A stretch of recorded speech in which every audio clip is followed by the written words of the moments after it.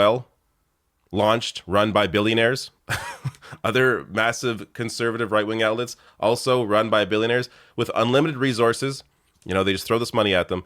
That is a lot easier to be able to offer somebody an insane contract like $50 million over 4 years when you have that kind of capital. But the rest of the media has to actually be able to run a business, and you're seeing the impact of that with all these layoffs. Now, before I get to Shapiro and Candace Owens, I got a couple of videos from Candace Owens because she was also on Tim Pool's show discussing this. And Candace goes hard, but wait for it, we'll get there. Crowder put out a new video in response to the Daily Wire's video exposing what the contract actually showed. So here is Crowder's response. I'm honestly not sure how much of this we need to hear, but let me play what he put out here. I'm asking, would you walk away? What would it take for you to walk away from $50 million? Because it's true. That's exactly what I did. It's exactly what I'm doing. And so long as these contracts out there include enforcement of big tech, of punishing conservative creators on behalf of the people we claim to fight and the people who have long since demonetized us and can't stand me, and part of me doesn't blame them.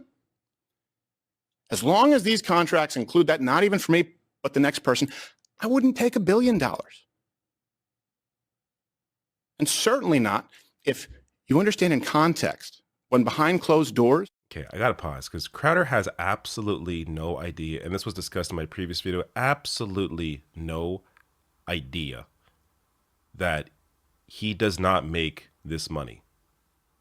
Because his entire career he's been backed by billionaires, he has not had to actually know the business behind the scenes. He is a loss.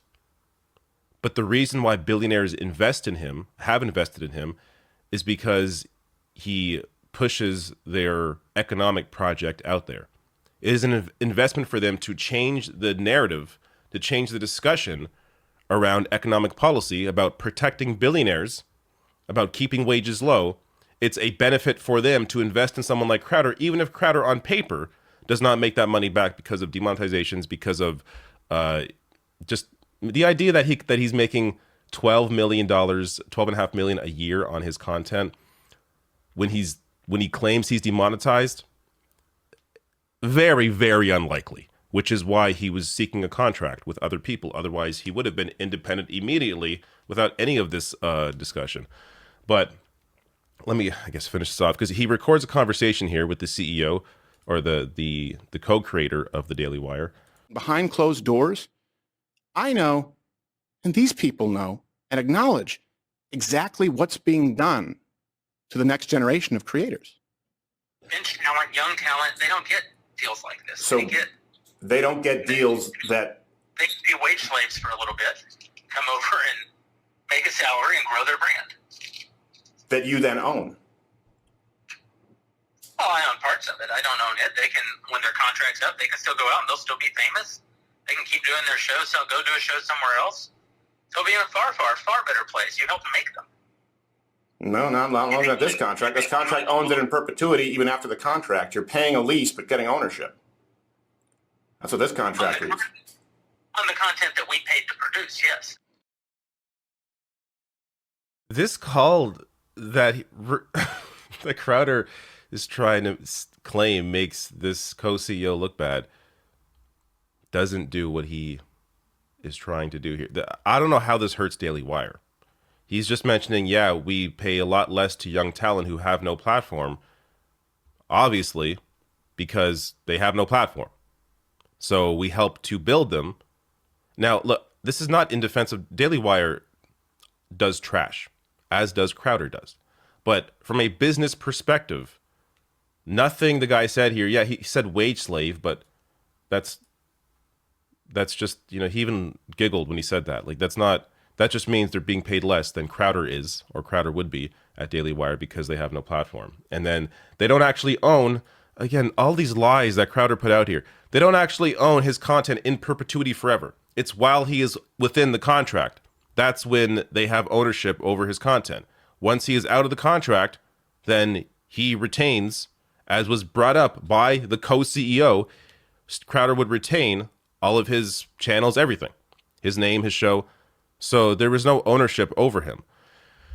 Like, what? Why else would they be paying you $50 million? It's like they got to try and recoup some of that cost. Does he think he's just going to get money for no reason? Like, it's the whole thing is so insane, which goes to show that this was all planned, and we will get there. So Ben Shapiro, before I get to Ben Shapiro, sorry, I put a lot in this video without realizing it. The Blaze. This is when Crowder was at the Blaze.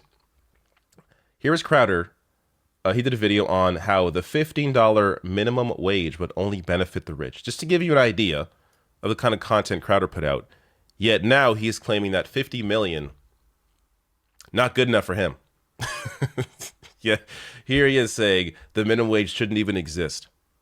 And also in the video that Crowder put out, he complains about how if he had a sick day, he wouldn't get paid that day. Meanwhile, his entire life in media, he's been rallying against paid sick days, rallying against paid time off, rallying against Medicare for all. What a clown.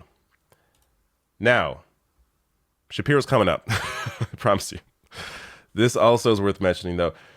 So Crowder mentioned how this is a slave contract. His contract's a slave contract, which is interesting considering he did a video on Colin Kaepernick saying delusional Colin Kaepernick compares slavery to $1 million contract. Of course, there's no consistency in well, not in Shapiro either, but definitely not in Crowder. Now, here is Ben Shapiro reacting to Steven Crowder. Of course, Ben Shapiro is part of the Daily Wire. He's co-creator of the Daily Wire. Again, a platform also launched by billionaires. But here he is striking back at Crowder.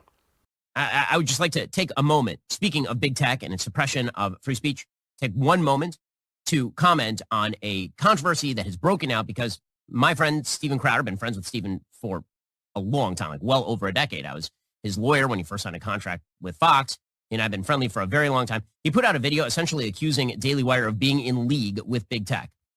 He's accusing us of being in league with big tech because of a term sheet, a negotiable term sheet that we submitted to him that offered to pay him $50 million over 4 years and included provisions that said that if he got booted from arenas that would lose him ad dollars, since we would also lose the ad dollars, then he would lose money as well. This is typically how contracts work. If his show were to start losing money, this is true of my show. If my show loses money and it loses the Daily Wire money, I lose money. And so if Steven had come to work at Daily Wire Plus, it would have been precisely the same thing. Right? That if he had lost money in the ad space and his show had lost money, then he also would have lost money because that's how a joint venture works. Steven interpreted that as somehow misinterpreted. I'll give it the best possible gloss. He somehow misinterpreted that as us attempting to quote unquote do the work of YouTube. No.